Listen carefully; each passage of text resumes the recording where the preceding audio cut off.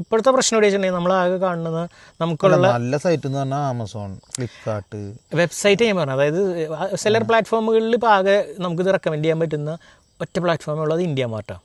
India mart. India മാർട്ടിലൊക്കെ കിട്ടും. India മാർട്ടിൽ കിട്ടും. ഇന്ത്യ മാർട്ടിൽ വെരിഫൈഡ് സെല്ലേഴ്സ് ഉണ്ട്. അത് നമുക്ക് ഞാൻ പറഞ്ഞുതരാം.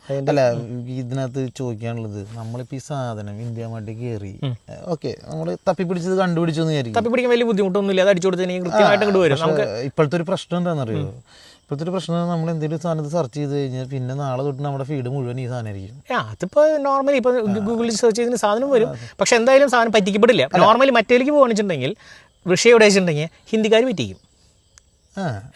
അതായത് ഈ പറഞ്ഞ സാധനം ഇൻ തൃശ്ശൂർ, ഈ പറഞ്ഞ സാധനം ഇൻ എറണാകുളം എന്ന് പറഞ്ഞിട്ടുള്ള പരസ്യങ്ങൾ ഇഷ്ടംപോലെ കാണാം.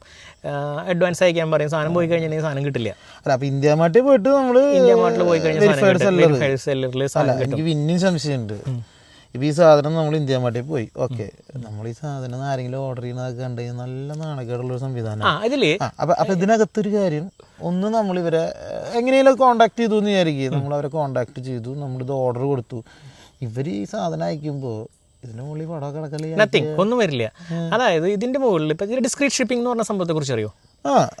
പ്രത്യേകിച്ച് ഒന്നും ഉണ്ടാവില്ല. ഒരു പേര്, ലേബലിൽ വേറെ പ്രത്യേകിച്ച് കാര്യങ്ങൾ, പിക്ടോറിയൽ റെപ്രസെൻറ്റേഷനോ അതല്ല വെച്ചിട്ടുണ്ടെങ്കിൽ മറ്റേ എന്താ പറയുക, എന്താണ് സാധനം എന്നോ അതൊന്നും ഉണ്ടാവില്ല. അതായത് പേരും അഡ്രസ്സ് ഉണ്ടാവും, വേറെ പ്രത്യേകിച്ച് ഒന്നും ഉണ്ടാവില്ല.